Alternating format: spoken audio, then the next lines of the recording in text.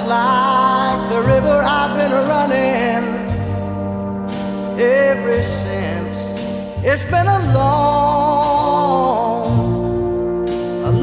time coming, but I know a change gonna come. Oh, yes it will.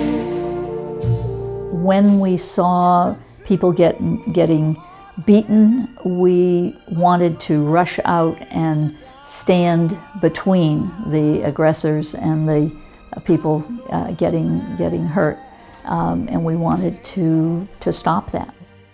And the only way that we could do it was by putting our bodies on the line.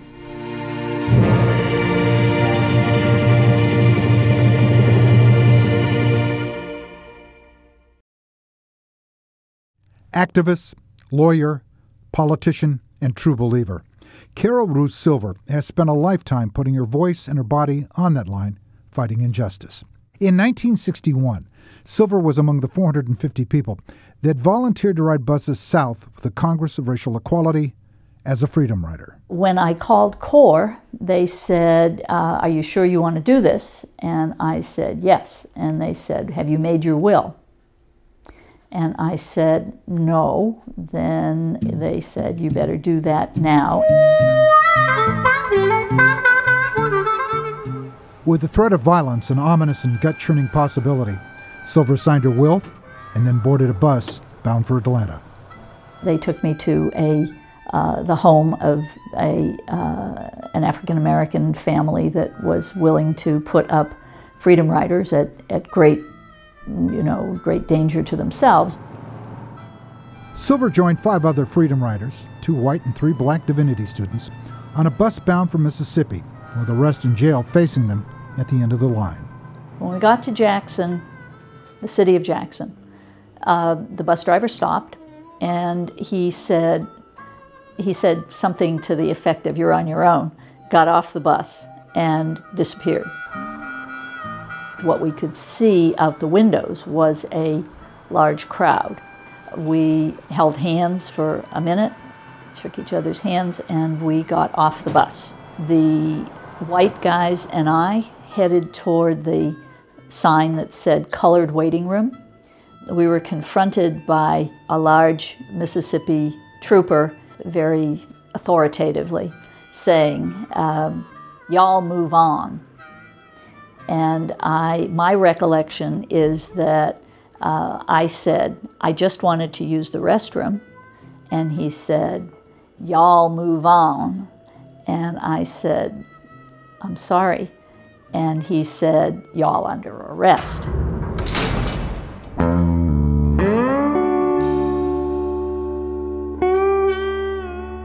Silver was sent to the infamous Mississippi Penitentiary, known as Parchment Farm, and placed in maximum security. Tuesday, June 27th, 1961. Today is the 4th day that we've been without combs or had showers. This was because we were being punished for singing. Silver would spend 40 days behind bars, and to keep her spirits up, she wrote a diary on scraps of paper she hid in a Bible. She managed to write using lead that she'd chewed from a pencil. She documented her time behind walls, including an incident involving noted civil rights activist Ruby Doris Smith. They grabbed her and they put these pressure cuffs on her. When they brought her back, she was stumbling a little. Shirley told us that they had taken her into the shower, turned the water on a couple of times, and scrubbed her down with a floor brush, concentrating specially on the sensitive areas of the skin. They had also knocked her down a couple of times while they continued to hold on to the pressure cuffs. We were all, especially Terry and I, who had seen the dark welts on Ruby's wrists burning with anger and frustration. Our subdued comments to each other and down the cell block to girls in the other cells were distinctly unprintable. But then, from Ruby, lying on the top bunk in her cell, in her soft drawl, began a lecture on Christian brotherhood and love, and how we must not hate because that is a victory for the evil forces which we are fighting. She talked of mental nonviolence, which is just as important as physical nonviolence, of returning love for hate, sympathy for oppression. These women were not evil, only their actions were evil, she said, and what we must do is to hate the sin and love the sinner. I had never been so close before to this kind of religious feeling, and in a sense, I could not really understand it. But for the rest of the day, I lay on my stomach thinking about it, and very late, after everyone else seemed to be asleep, I began to feel, finally, that I did not hate the woman who had done it, and maybe I did not hate Sergeant Story. Wednesday, June 28, 1961.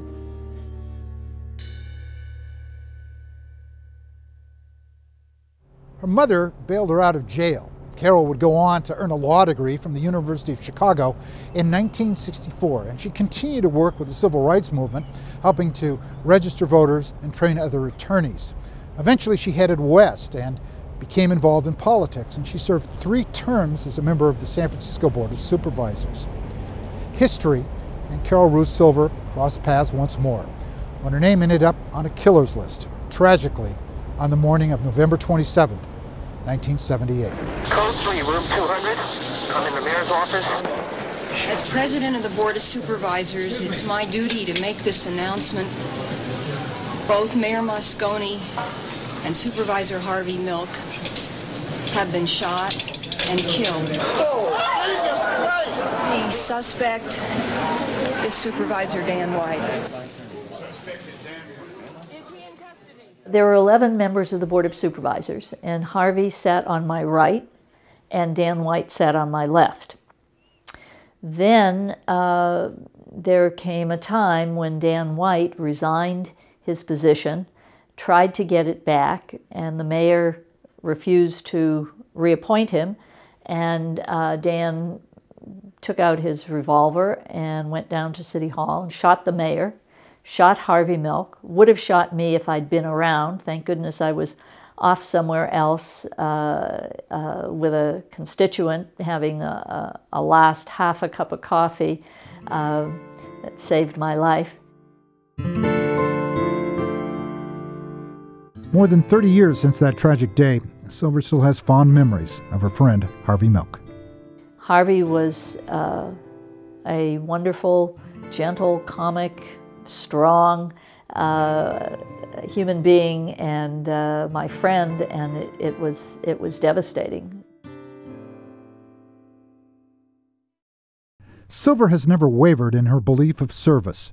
After retiring from politics, she founded San Francisco's Chinese American International School in 1982.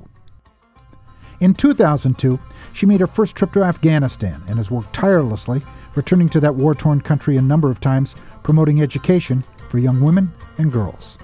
The things that I've done to help with education in Afghanistan have taken many forms, or a number of different forms. One is that Afghan Friends Network is helping girls in Ghazni, which is south of Kabul, who graduate from high school but don't have enough education to get into the university, to give them tutoring and help them to be able to do that. The other thing that I'm doing right now is working with One Laptop Per Child, which is an organization, the program of putting laptop computers in schools where children will then have an opportunity to get a much better education through the use of modern technology.